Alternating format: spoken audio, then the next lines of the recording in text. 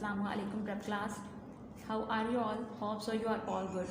Prep class पहले हमने की हैं अ की मुसव्वतें और ओ की मुसव्वतें.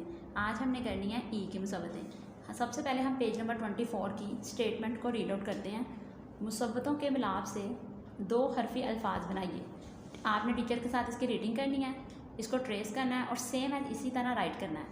ब ई बी, प ई पी, त ई ती, ट ई टी, स ई सी, ज ई जी, ज ई जी, ह ई ही, ख ई खी.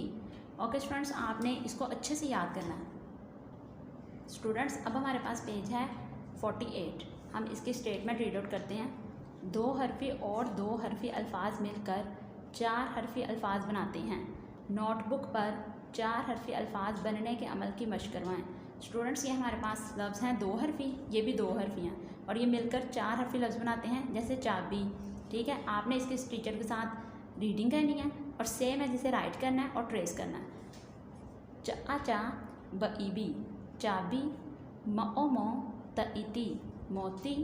ब आ बा, ज ई जी, बाजी. म ओ मो, च ई ची, मोची.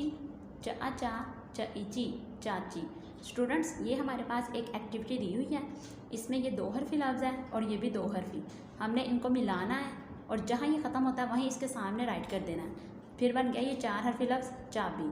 इसी तरह ब ओ बो, ट ई टी को हमने मैच किया, उसके बाद सेम एज राइट कर देना है. तो ये चार हरफी लफ्ज़ बन गया बोटिंग. आपने इस पेज की रीडिंग करनी है और इसे अच्छे से याद करना है. खुदा हाफिज़.